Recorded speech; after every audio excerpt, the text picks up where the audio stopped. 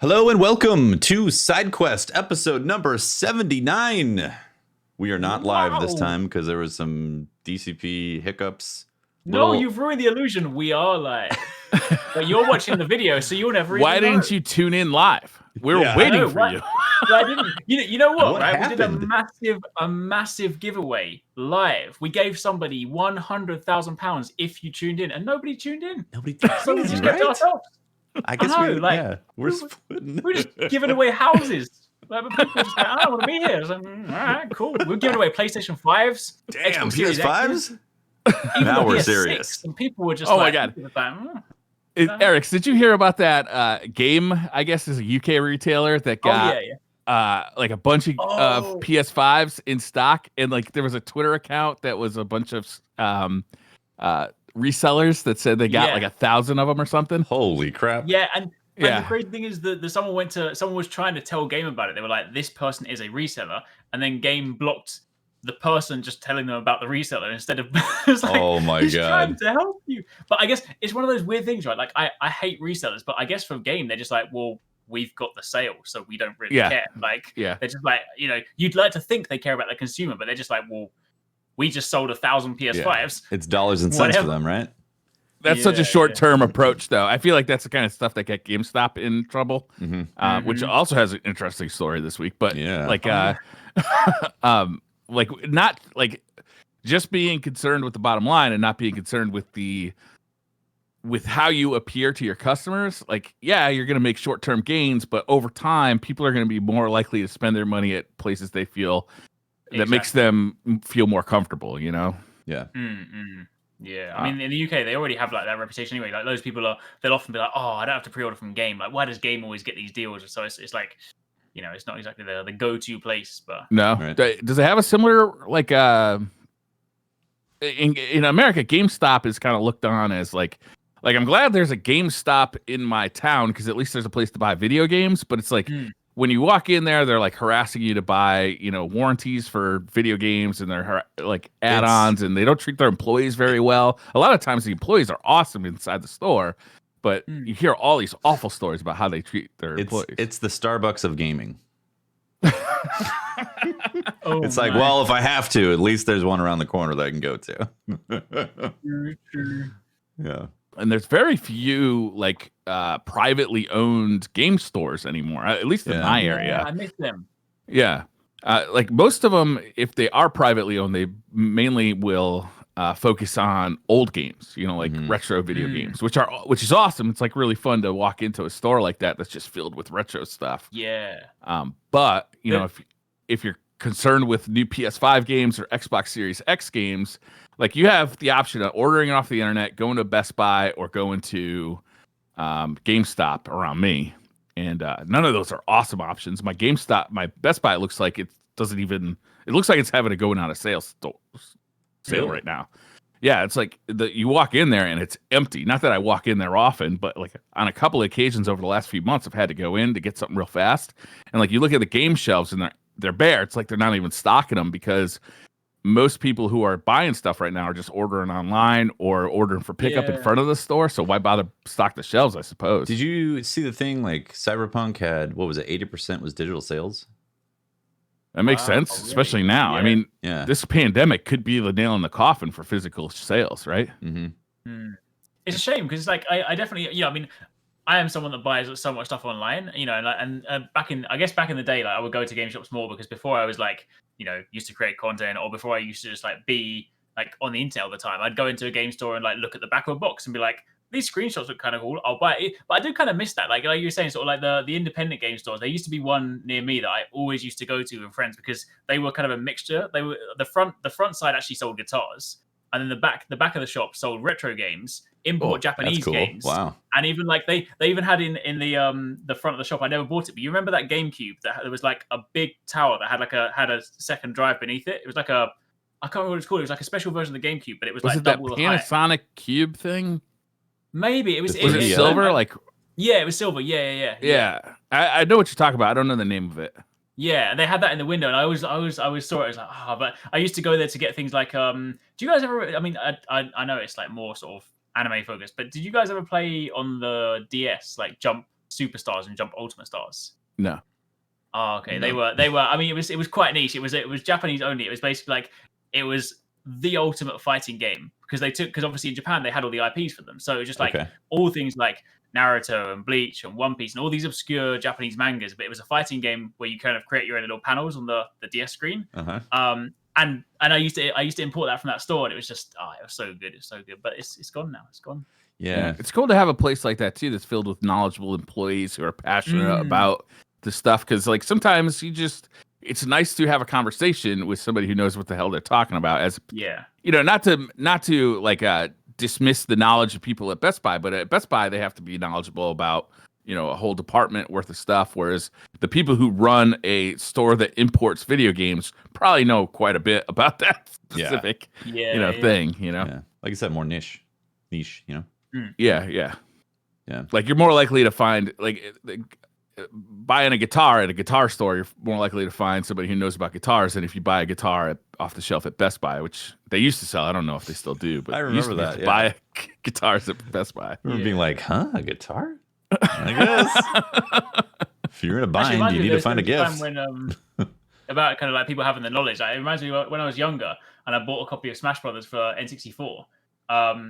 When I had it had like obviously a completed save on it, and I wanted to like do it myself, but that didn't Smash didn't conventionally have like a save on it, so I couldn't remember like how to delete the save, because it wasn't like you just go to the save menu and delete it, and I had to phone up the game store. It was a really obscure thing, like just like hold this button, press this, and then press the power button. I'm like, cool, thanks. And they knew that. Whereas obviously you go to a regular game store, there's like I don't know, phone support.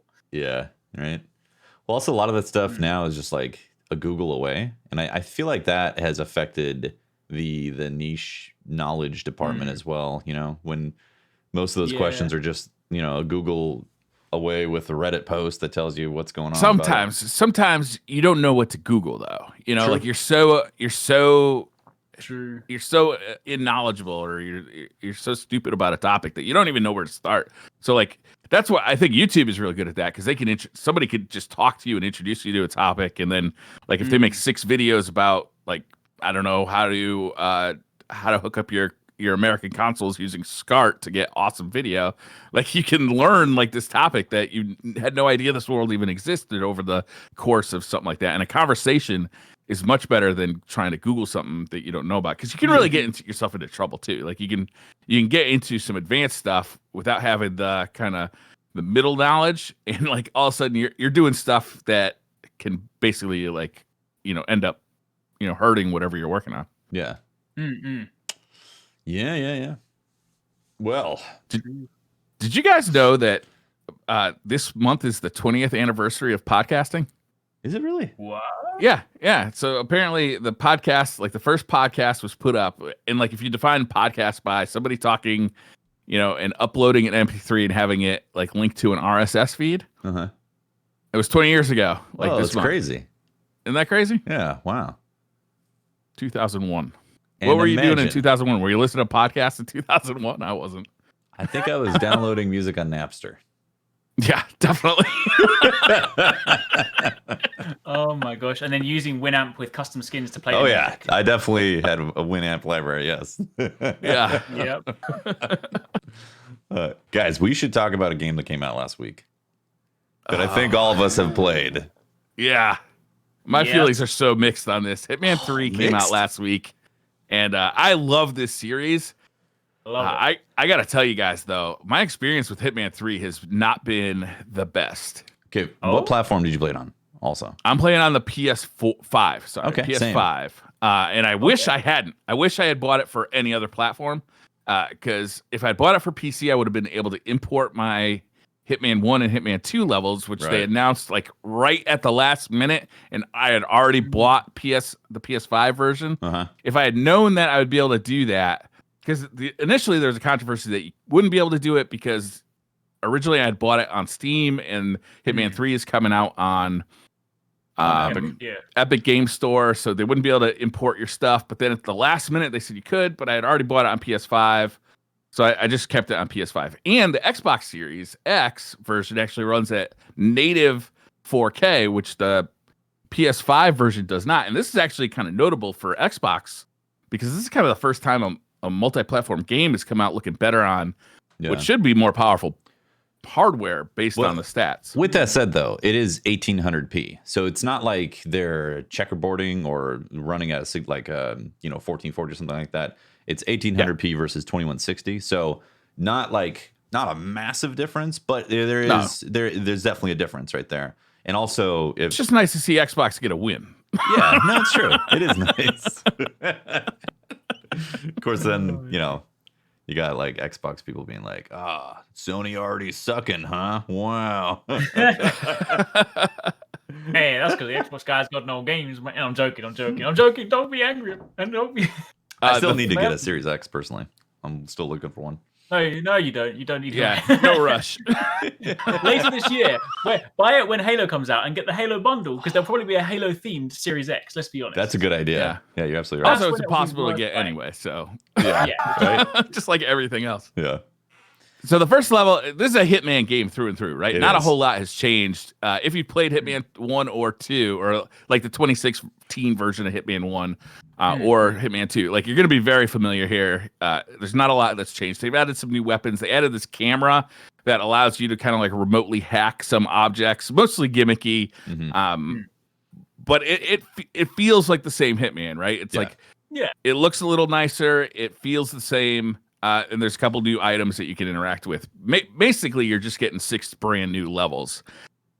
2 of which I don't think are very good. Yeah, which one? Well, okay. Are we spoiling here?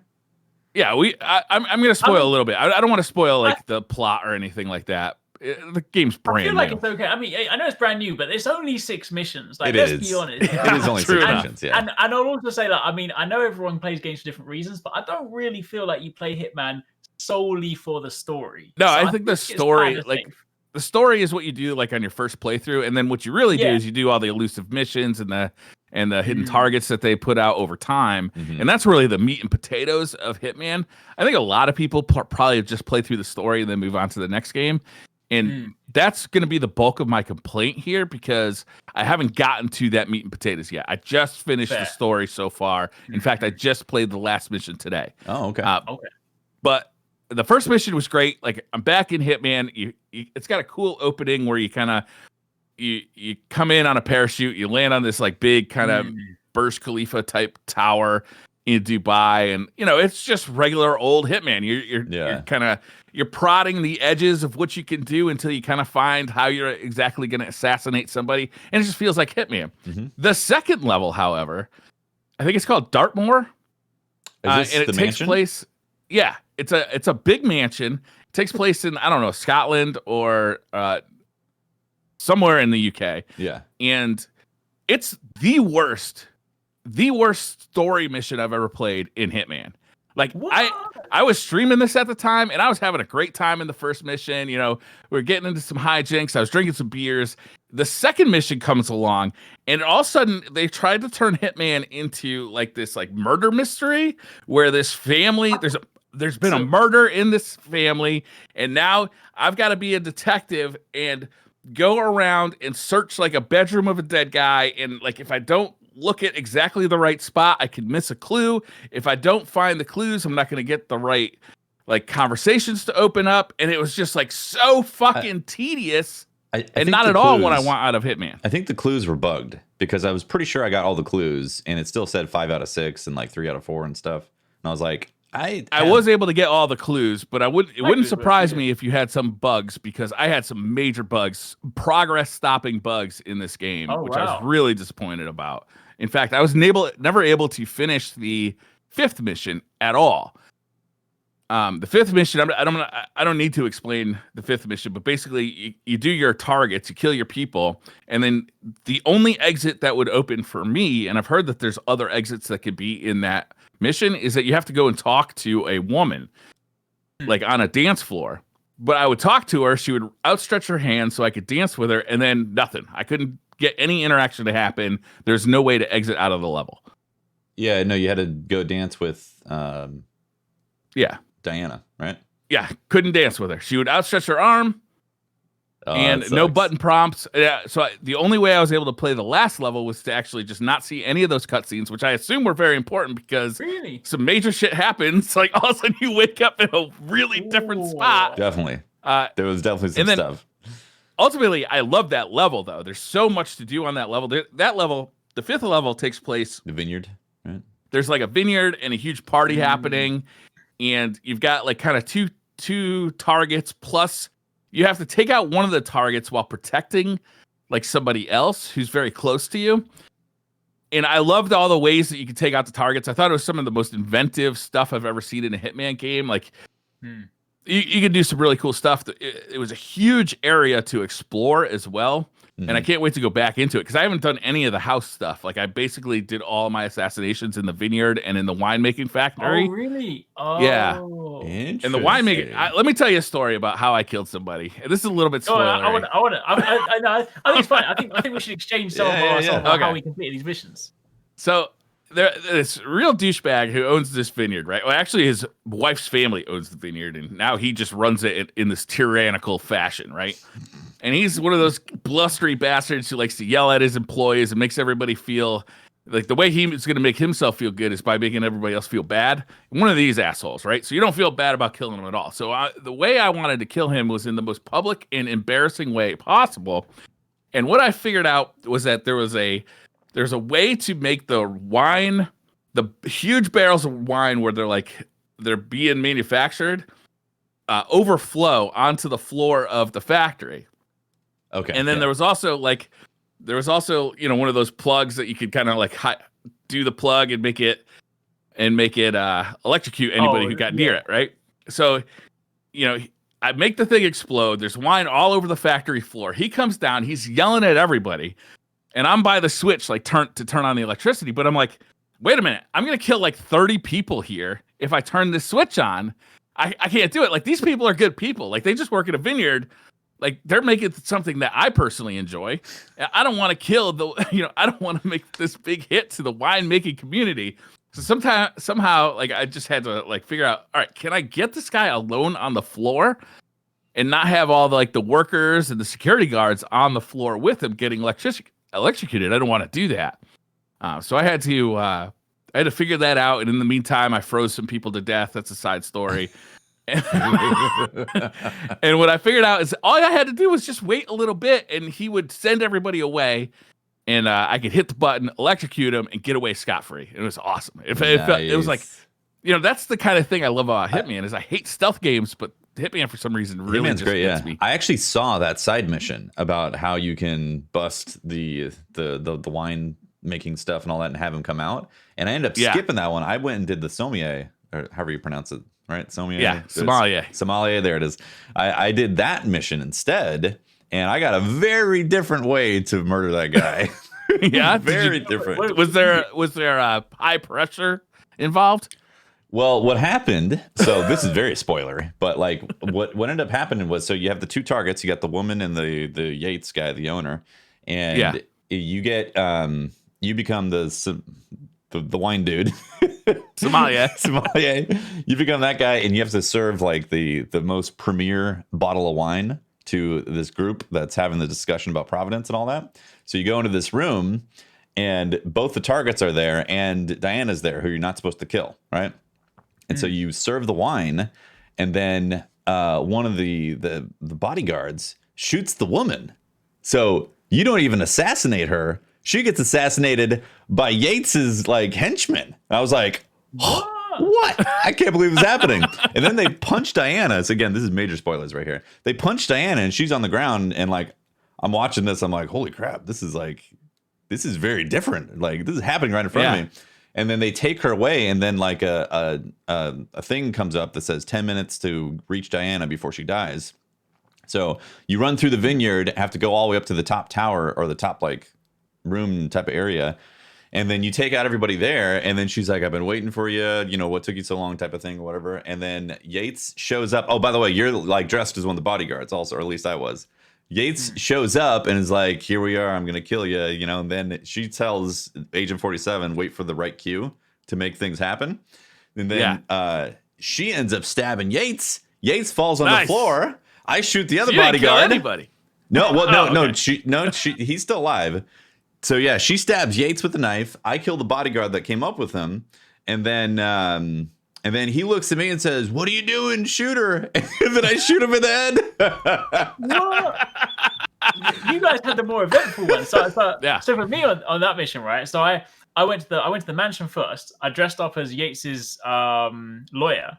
Right? Okay, I've got these papers for you to tell you about Diana, tell you all these bad things about her. So he's like, oh yeah, present it to me. So bear in mind, there's on the table, there's all the paper, there's a fountain pen sticking up, right? And he's like, let me look at these documents. And I grab his head and go slam on the desk, and the fountain pen goes in his eye. And he's like, that's a good amazing. And then afterwards, I'm running around. I kid you not, I followed Diana and her tail for like a good 20 minutes. I was like, where am I going to find this gap? And then I just found the water dispenser, and Diana was like, huh. That's a hazard lying around there. I was like, oh, she gave me a hint. So I stabbed the water tank, turned the other thing, and then the lady got shocked, and then Diana's luckily standing just away from the puddle. I was like, whoa. Yeah, Diana's smart. She knows, like, she's smart. She knows what's up. She knows the assassination opportunity, so she stays away from him. Man, that level is awesome. The other level I really liked was the Berlin level, where that was cool. You the have club, this outdoor area, like it's a factory, and then there's a rave happening in the factory, and the mission's a little different because there's like 6 people in the factory that you have to kill, but you don't know who they are until you get close enough to kind of suss it out. Yeah, so that one's a lot of fun too. But the last level, which I didn't like, and this is a major spoiler, is it's like a train, and it's just so straightforward. Like you can still approach it with stealth and by sneaking around a lot, but it's just so straightforward that it doesn't have the fun and like the thing I think I like about Hitman, and it's really a stealth game. Like out of many stealth games, like the only stealth game that I really like is kind of the pecking at the edges and trying to figure out like where are all the opportunities, where are all the awesome assassination opportunities, and that's really lacking in that last level.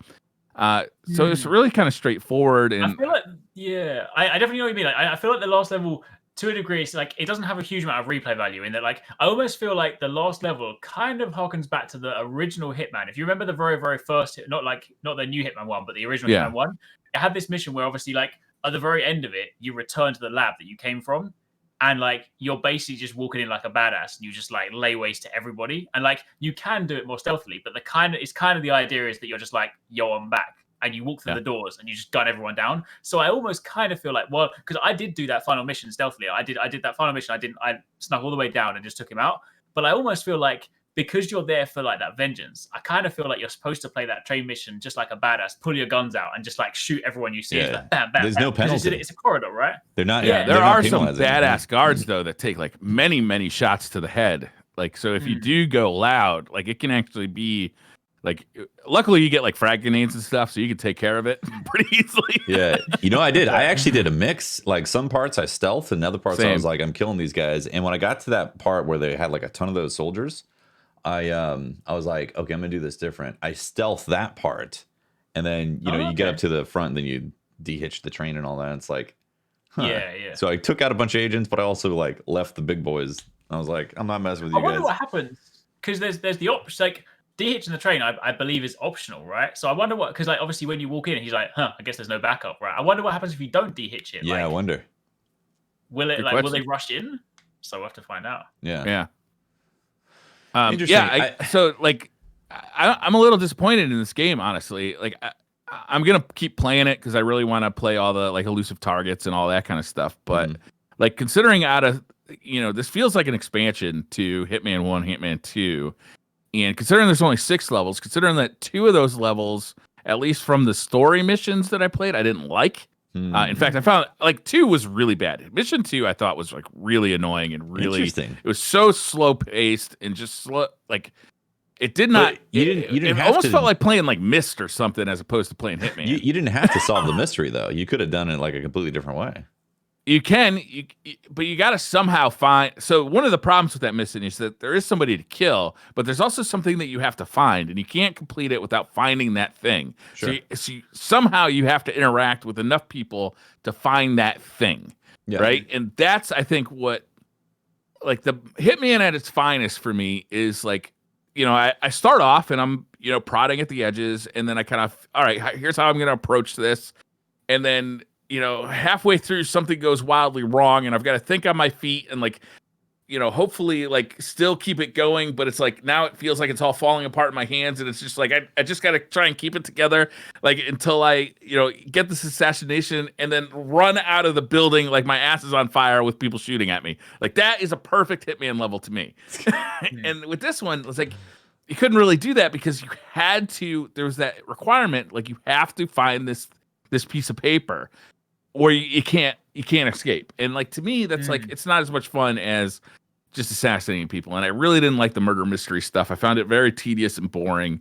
And then I just had so many bugs in this one too. Like playing on the PlayStation 5, maybe it's because they had to release this thing on so many different platforms, but like I had several bugs where I just had to restart the game, go back to an earlier save because for whatever reason, like an option was not available to me. And like the worst one was obviously I could not progress in the game after mission 5 because Diana just would not dance with me. So I had to actually, luckily I could just go out. You can select any level you want to. Like you don't have to follow along with the story if you don't want to. But like clearly I missed like a major story beat here because at the end, like, it didn't make any sense to me. Like why I was all of a sudden on this train. Yeah, there was a major reveal at the end right there. Or not reveal, like it made sense that you woke up in a train.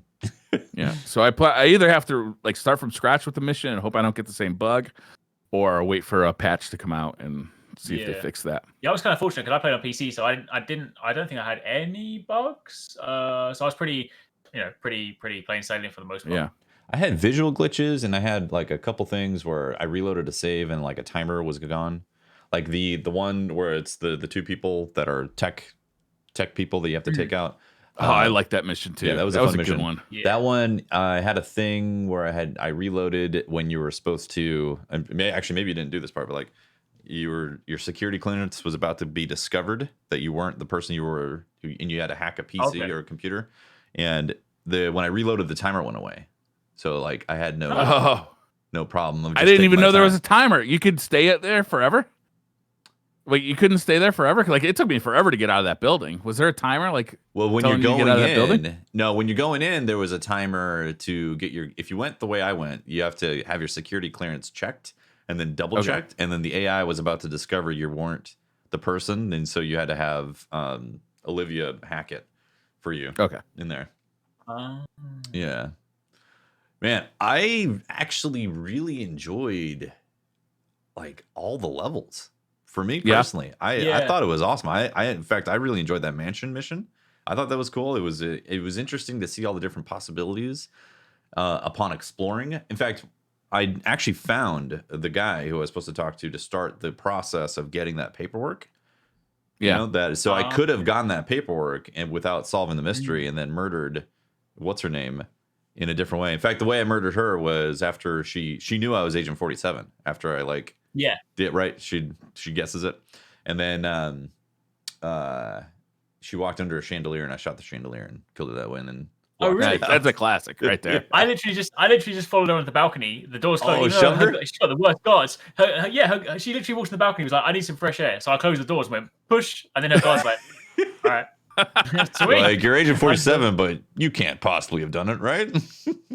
Exactly. Yeah, I really didn't like the story mission on that, but actually I went back to start doing the elusive targets on that one.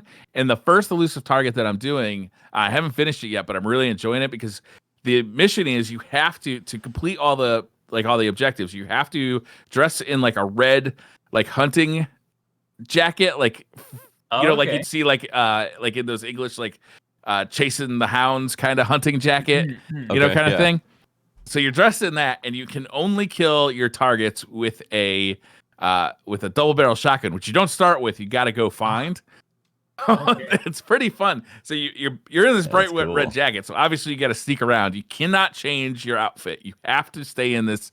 It's a pretty fun one. Like I've been having a good time with it. So it's a lot more sneaky, but when you actually do fire that gun, it is like a big panic because obviously everybody in the mansion can hear you just fired a fucking shotgun. I think you're right though. I definitely think that because like I did really like that level as well. But although I got some enjoyment out of the mystery thing, I know what you mean. It was definitely the kind of assuming you want to go down that path. It does sort of like force you down a somewhat linear path, which is in a game that's supposed to be quite open. I think the only thing that I found annoying about the mission was basically when I was trying to speak to other people, I couldn't find one of the targets, and it wasn't on the map. And I spent ages running around. I was like, "Where the hell are you?" And in the end, I just discovered a different secret. I broke into the greenhouse and found the poison, and was like, "Oh, okay." And then it completed it for me. So, but I'm excited to revisit that because as a who did layout, you blame it on, by the way? Cool.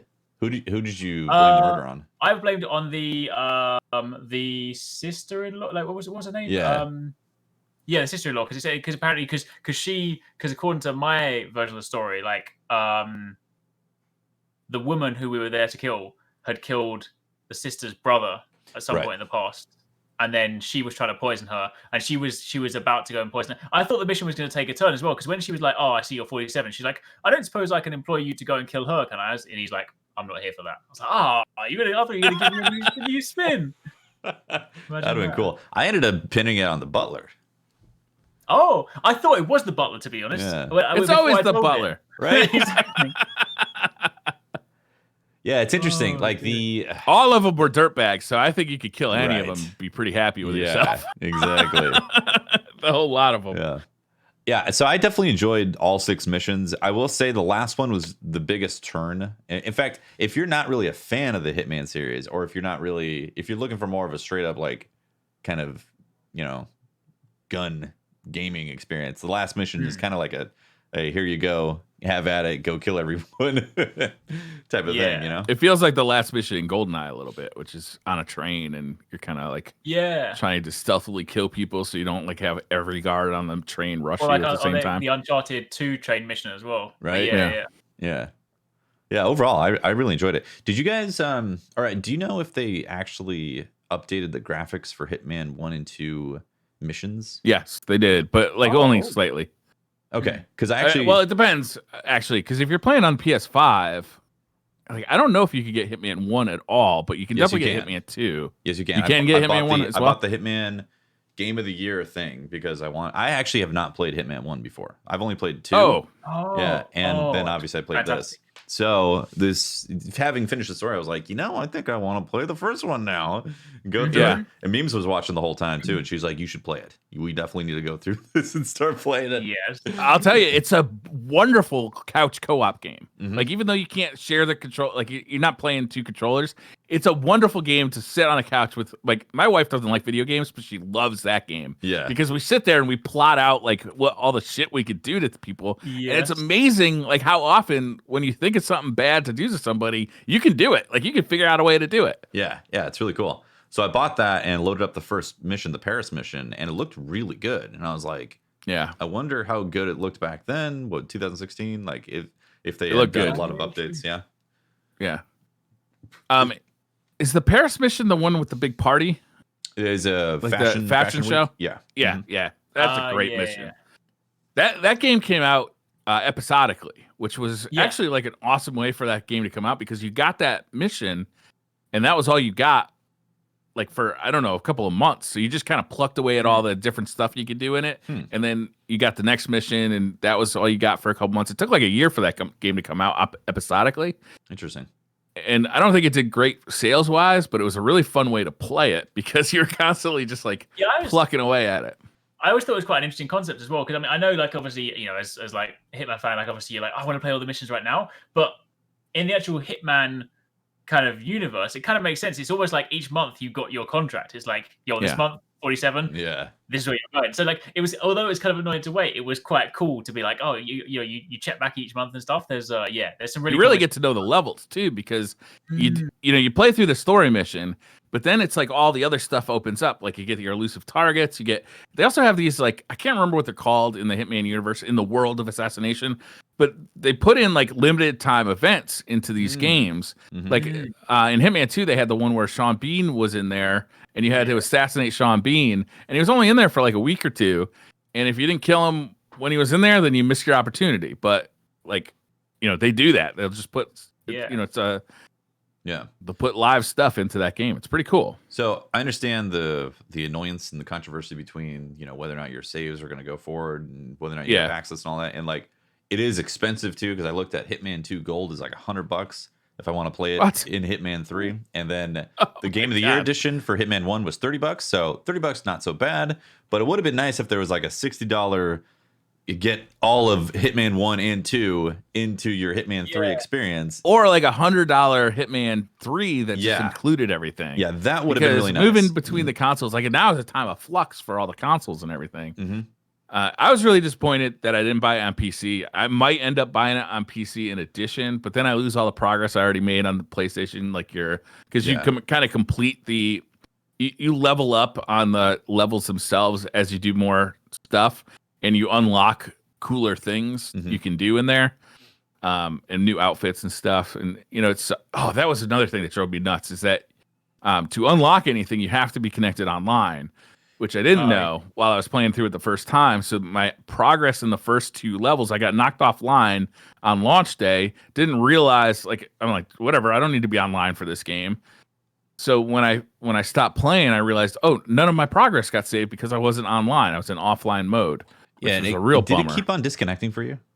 Constantly. Okay. Although not today. I played a little bit more today, and it wasn't doing that. So maybe the servers have kind of calmed down a little bit. Yeah, I hope so, because it disconnected a lot for me, and I was like, yes, reconnect. And you don't want to finish it if you're offline, because then you don't get any progress saved.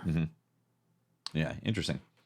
Yeah, overall, I actually really, really enjoyed Hitman 3. I thought it was fun, and I wish there was a package for all 3, so you could have all 18 episodes and just go back to back all the way through, because it's a really great experience now to go through them. Especially considering you kind of, if you don't realize, if you come into it not really being aware of it, the game almost kind of makes you think you've suddenly got all of it for one, because you start on the homepage, it's like, hey, Hitman 1, 2, and 3. I clicked, so I was like, wait, what? I was like, oh, you have to buy it.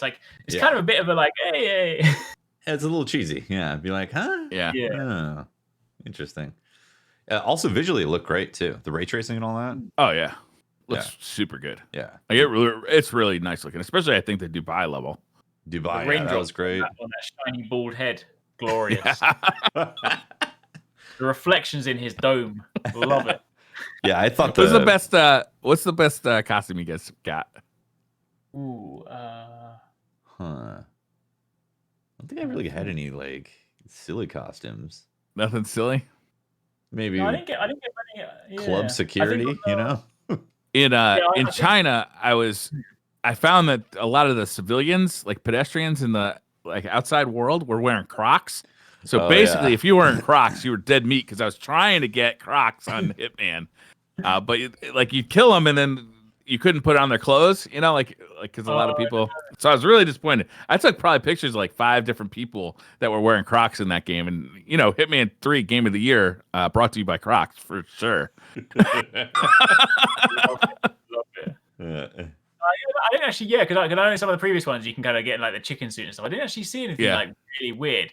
I think the only I guess I dressed up as the biker guy in the club level, and then I think I just stole the outfit from the weed dealer, but outside of that, nothing really much. That was the red delivery guy outfit. Yeah, I wore that one too. Yeah, there wasn't crazy ones, were there?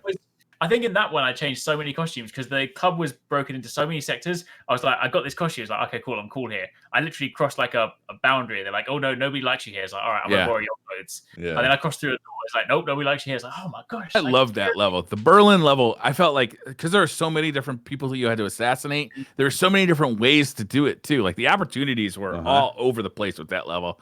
It was that's probably the level really I want to replay the most now. It's just really cool going through the club too and hearing the music change. Yeah, they did a really good job.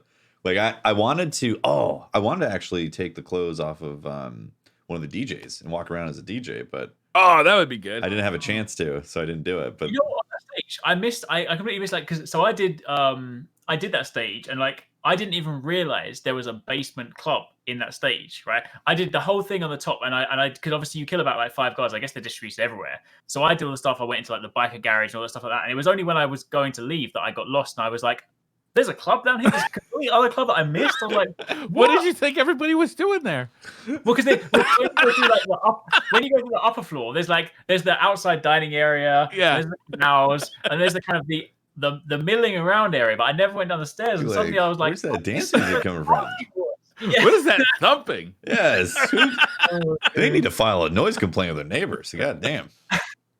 In fact, that was the only level where I did actually have a bug because when you defeated enough guards, the rest of them leave. Yeah.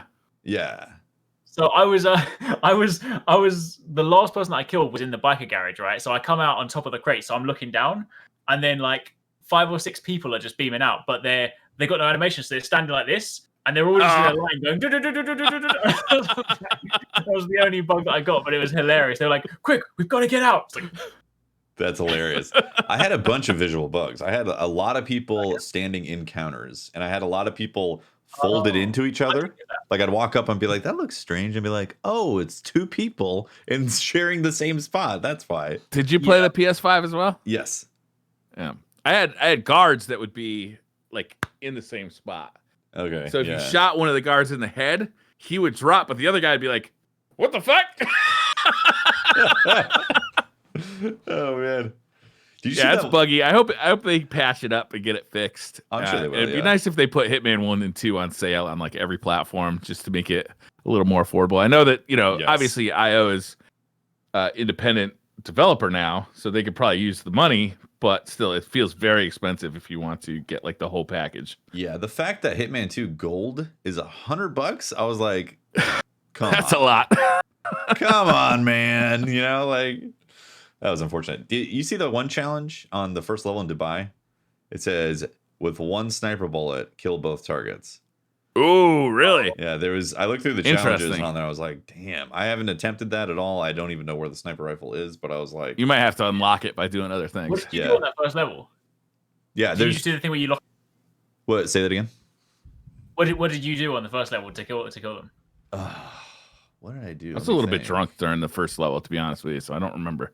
Because I did the because it's funny because I did the thing where I rearranged the meetings. They were both in the same room. I locked them in with the shutters. But then I was presented in the room, and I was like, I wanted to drop the chandelier, but couldn't find anywhere to drop it. And then I was like, they're not going to do it. So in the end, they were both sitting on the couch, like talking to each other, expecting a meeting to come in. So I come up and kill one. The other one's like, "What are you doing?" And he's trying to run out, but I've locked the door. So I run up behind him and stab him as well. Like, That's amazing. I remember I poisoned the dude. Oh. Yeah, in his his dwellings or whatever. It's like office. Okay. I poisoned him, and I had to reload a couple times because I kept screwing that up. I'd keep dragging like. Is there a reload button, or do you have to fire the last shot out of your gun? Oh yeah, it's R1. Okay, I couldn't find the reload button. Yeah. Usually it's X. No, it's R1. Yeah, that's weird. Like, so I'd have like 2 bullets, and I'd be like, "Shit, I'm about to go kill 4 people." So I'd have to go find a place where I could safely shoot 2 bullets into the wall. That was hilarious. Oh my god. But I don't remember how I killed the other one in that level. I know we're getting close on time, but I really want to talk about a game that's coming out tomorrow. Okay. Sure. Wait. And I just want to make sure I get the name right. Before we talk about a different game, before we talk about something that's coming out tomorrow, do you want to talk briefly about the Resident Evil demo? Yeah, I think it is only a brief conversation because it's hardly even a demo. It's really just like they even call it more like a technical demo. Yeah, but it sure looks good. I played it on the PS5. Same. I thought it looked really nice. I think there's a little bit of controversy about people being upset that it's coming out for the PS4 and Xbox One. I thought it looked really good though. Well, in the textures though, you could tell when up close the textures are not as high resolution, and I wonder if it's because of you're playing on a 1080p TV. No, I played on a 4K TV. 4K. Okay. Yeah. No, I put. Yeah, that 4K HDR, man. It's yeah, it's good, right? It's been nice. What can I say? Yeah. It looked good lighting wise and ambiance and all that, but there was definitely texture maps where I was like, I wonder if that's because of last gen technology that's kind of making it could be space requirements. Like eventually, like there's a limit to how much space they could take up with texture maps though. Like, like eventually, especially with these new consoles, it's like the PlayStation's got less than 900 gigs of storage on it, and the Xbox One doesn't have that much, or Xbox 4 doesn't have that much more. So how much of your hard drive space do you really want taken up by like textures like that? You're really only going to see a difference if you get like ultra close to the wall or something. Yeah. Although with this game, you were crawling around a lot. Yeah, I felt like I noticed it a lot, and that's why I was like, I mean, I'm very excited to play Resident Evil. I can't wait. Yeah. It's going to be like, I loved 7. I know some people aren't really fans of it being first-person shooter or first-person perspective as opposed to the third person, but There's no VR this time, which is kind of a bummer. oh, that's too bad. Yeah, that would be a really cool VR experience. But there is in Hitman. I forgot to mention that. There is VR in right. Hitman. Did you try it? No, I got to get an adapter for my PS5. So I haven't gotten that yet. I've continued. I will definitely be doing that though, because I want to definitely experience the world of assassination in first-person mode. Yeah, so the Village demo was it was creepy. It's beautiful. You know, got me. I'm already excited to play more Resident Evil, so it didn't have to sell me on it or anything like that. Vampire women, pretty freaking creepy. Yeah, man. The main lady has been getting quite a bit of attention online. Yes. People are quite bemused by her. Yeah. Apparently like 8 foot tall. Yeah, it was cool. It was cool to see it. Yeah. I mean, you know, technical demo. Yeah, it looked nice. It reminded me a lot of the demo that they put out for RE7, where you were just kind of strapped in the chair. But I liked it. You know, you got to explore. You got to kind of get the feel for the game, kind of put you back in that Resident Evil kind of mindset, or that newer Resident Evil mindset, because these games, 7 and 8, are obviously a lot different than previous games. But I think that's okay. I think game series can move on. I think they get stale if they try and just do the same thing over and over again. True. You know, look at Halo. I will say the inputs or like the movement and all that felt dated. Yeah. Did you notice that? Okay. No, I didn't, but like it definitely felt like I was doing everything slow. Yeah. But you know, I kind of felt that's like it's a horror game, so they don't want you to be like super agile and like bouncing off of walls. There's no wall running for sure. No, totally. But not in that sense, but in the sense of it just feeling like you were a position that was being shuttled back and forth through space as opposed to the movement of your body. Like, did you get that feeling in Resident Evil 7? I felt like it was better in Resident Evil 7. Again, it might just be that it's a technical demo. They haven't finished that stuff. Yeah. You know, like if you go look at a mirror, you don't see yourself in the technical demo. So. Yeah. Yeah, which is weird. It's more spookiness. I don't know. It whet my appetite for sure. That game's coming out in what, May? Yeah, it's going to be a few months. I believe it's May. Yeah. I like the bad guys. I like kind of the gimmick they got going on. That dungeon was real nasty. It was, yeah. Disgusting. Grody to the max, I'd say. Eric, why didn't you play it, man? I was a little bit busy, you know. My schedule has been mighty packed this week. You know, I really wanted to play the spooky game, but unfortunately, I'm a busy man. Just can't do it. I just can't do it. I'm afraid. When can we look forward to episode 1 of your Let's Play? Wow. Let me see. 10 years time. All right. The end of it is just fuck this and walks away. It will just be like me, like looking at the floor the whole time, so you won't be able to see what's going on, so that I can avoid looking at sweat things. Rolling down the forehead. Yep. It'll be like literally, like sweaty head, and the camera will be me like hugging a corner, so I can just like avoid everything. It'll be world's worst. Even the demo, I put on a TV show on my side monitor just so I had like something else to look at, like because it was scary. I thought it was scary. Yeah. You know, it does all the sounds and slamming door stuff and. All about that jump scare, man. Especially when you get caught. You think, oh god, gotta run. And you're like slow. You keep on pushing the left stick because you don't know if you're actually activated run or not. My wife does my laundry. It's super embarrassing when I give her stained underwear. So tomorrow, Cyber Shadow is coming out. You guys know about Cyber Shadow? Yes. Actually, I was wondering when the date was. Yeah, it's tomorrow. This is the new game. So actually, today, if you're listening to this podcast, it's the new game from Yacht Club Games, who are the guys who made Shovel Knight. And this is like if Shovel Knight is, I don't know, like an ode to DuckTales. This is definitely an ode to Ninja Gaiden, right? It's a brand new game in that 8-bit style, but like, you know, 8-bit inspired, I would say, but like definitely, there's no way you can pull off a game like this on an actual like 8-bit console or even a 16-bit console. It's stylistic. Yeah, totally. It's also on sale right now, so if you do happen to pick it up now, it's like $5 off for launch. It's coming out on like everything, so whatever you have. I'm hoping that they do a physical copy, especially on the Switch. But this game looks so sick.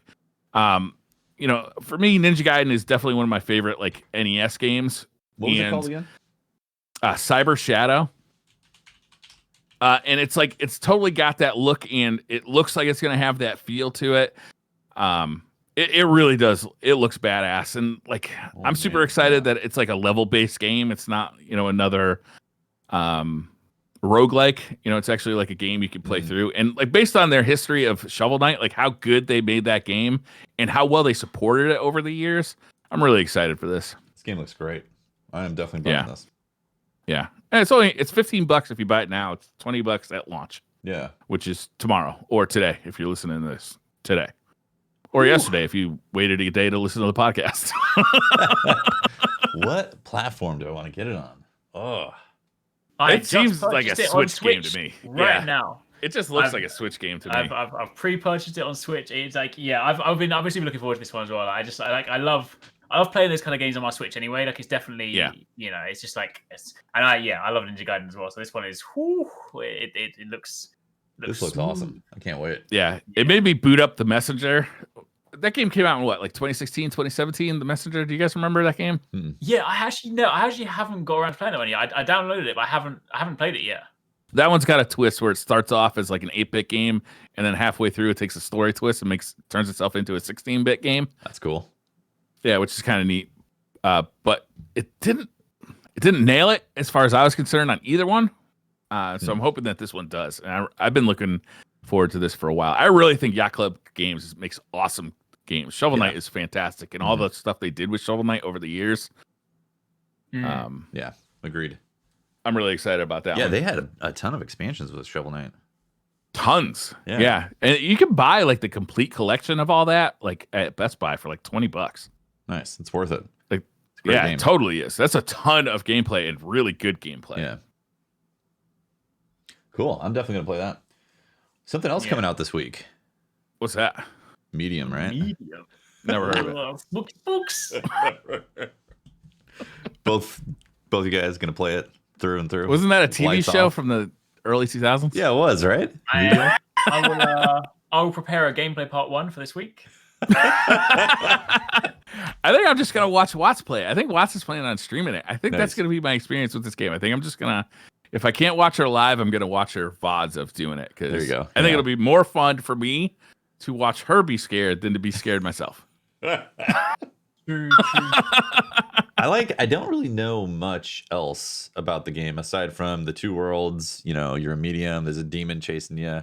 I don't know what type of gameplay it is, or I don't either. the style. I think it's got some puzzle elements because like I was reading the kind of description for the game today anyway, and it does say that like when you're switching between the two worlds, you'll use it to like solve some puzzles and stuff. So I'm guessing it's going to kind of be one of those sort of like action adventure-y style sort of games. It's kind of got like the blend of combat and puzzle-y and stuff. Yeah, it's cool. I'm excited to play it actually. I mean, like it's definitely not my kind of thing, but I like the concept of the whole sort of like Zelda two worlds switching kind of thing. Yeah. So. Yeah. Oh, speaking of Zelda, like a game that obviously it comes out next month, but there is a demo out right now that I do need to play. But people are basically saying it's like it's kind of like a version of Four Swords. Basically, it's called The Ruins of Tassos or Tassos or something like that. It's on Switch, but it's basically like a 4-player dungeon crawler. I think it is a roguelike, but it's basically kind of got those kind of Four Swords elements to it. So if you kind of want that sort of progressive, create a character, there's like different classes and stuff. What was it called? Ruins of what? Funny. I think it's Ruins of Tassos or Tassos, Tassos. I think it's got a longer name, but I think that's the Rogue Heroes Ruins of Tassos. That's it, Rogue Heroes. Yes, yeah. It looks like a lot of fun. It looks, it's one of those sort of top-down Zelda-esque games. Yeah, but there's a demo right now on the Switch, and it comes out in February. Yeah, so that's something to look forward to. Does this have couch co-op? I believe it does. I think it's local. I think it's local and online. I think. Yo, this would be a fun couch co-op Switch game. Yeah, I like everything about this except that it's roguelike. Ryder, you need to accept the reality of roguelike. I did. I played a bunch of roguelikes. I got sick of them, and now I just want to beat a level in it to be done. I don't want to have to replay it every time I start the game up. I got bored of it. Man, I loved Hades. I love Dead Souls. I'm all if it's done, when it's done good, it's really good. I don't know why Hades never clicked with me, but it just didn't, man. And like that game, if you're seeing all the Game of the Year lists come out from all the different outlets, and it's like topping everybody's Game of the Year list. Mm-hmm. And like you almost get like a FOMO, like when you don't like a game that everybody loves. Like I kind of had that with not Resident Evil, Final Fantasy VII back in the day. Like it didn't click with me at all, and it just everybody has been talking about it for 25 years now. How good it is. I feel the same way about Hades. It just didn't click with me. I don't know why. Oh, that's fair. Yeah.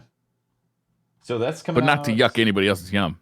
Oh, it's coming out next month. Yeah, the 23rd of February. At least that's what it says on Steam for the Rogue Heroes Ruins of Tassos.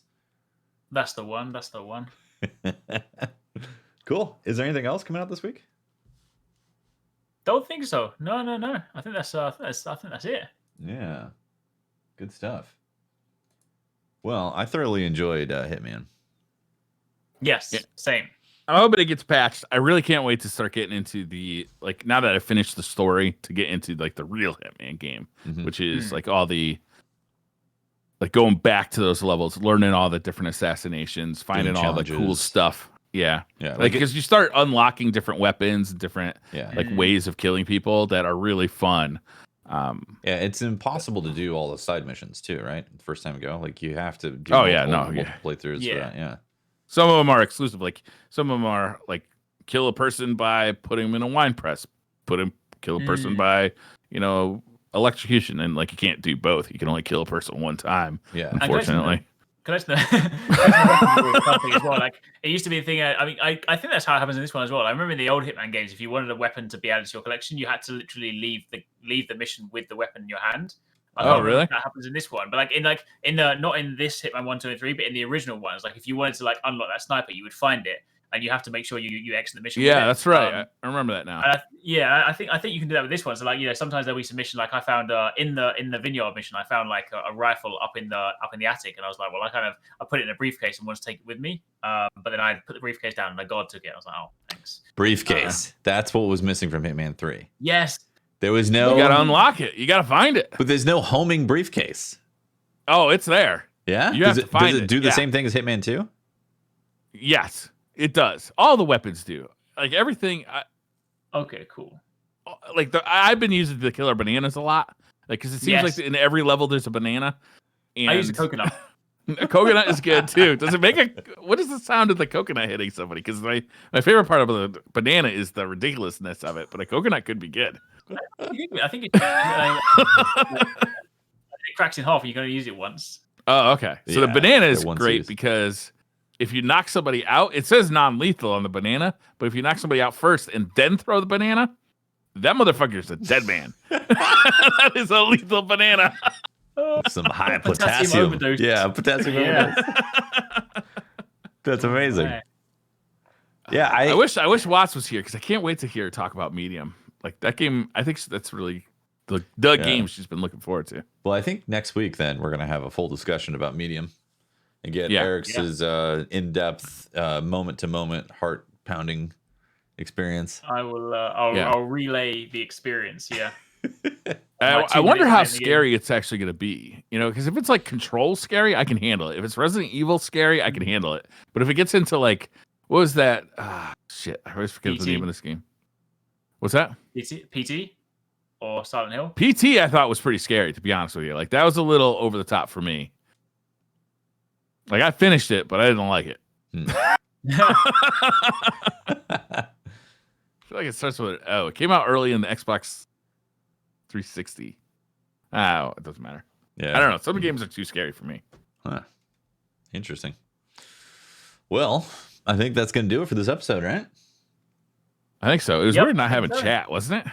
Yeah, we got to fix that up so we can have Like when we can't remember the live name of experience. something. I don't know. When I can't remember the name of something, I often start like elongating my sentence and looking at chat to tell me what I'm. Oh, damn. Chat fills in the The immediate gaps Google in knowledge. All right. Well, that's SideQuest episode number 78, the Hitman experience episode. Thank you very much for listening and watching, whether it's on YouTube or on the podcast syndication places. Shout out to our Patreon members for supporting the shows, and also shout out to our Twitch members as well, Twitch subs for supporting this show. We do appreciate all of you guys. Eric's, where can people find you? Over on YouTube at Eric Gaming, or over on Twitter at Eric's, where this week I will be. I don't even know what is this week. I don't even know what's going on this week. The end of January. Yeah, exactly. No games. I'll go back. I'll play some more Hitman. That's what I'll do. Yes, Hitman's on the order, right? Briar, what are you gonna be doing this week? I'm going to be calling Apple to figure out how to replace my Apple EarPods Pro, and also complain about my Notes app is like missing notes. Like it's just like I'll write a note in my Notes app and it'll be gone the next time I look in it, and it's really annoying. That's not good. Like, no. So I'm going to be doing that, along with dumb stuff on Twitter at the Briar Rabbit, and I posted a lot of pictures of Crocs in Hitman this week. Nice. Amazing. If you want to talk to me, you can talk to me at Teft on Twitter. And I'm also going to be doing a Hitman 3 review on YouTube. I'm officially starting up reviews. I did a top 5 video for 2020. I'm doing a top 10 video of 2020. Top 10? Nice. Mm-hmm. Yeah. Is there twice as good as Tefty's? I'm going to go top 20. Twice the games. Oh, Eric's going top 20. Oh, that's my too God. Much. That's too far. You've gone too far. It was a fun video to get back into for doing YouTube stuff. So I'm looking forward to making more. It was a good video. Thank you. Yeah, I'm looking forward to doing reviews, and streams are like a bit on a pause right now because I'm figuring out schedule wise. It's tough doing YouTube and streaming because of the energy. You need a team, don't you? Of 5 people minimum. 100%. All right, so that's the episode. Thank you very much for watching. We'll see you next time. See you next week. Bye, everyone. Bye-bye. Bye.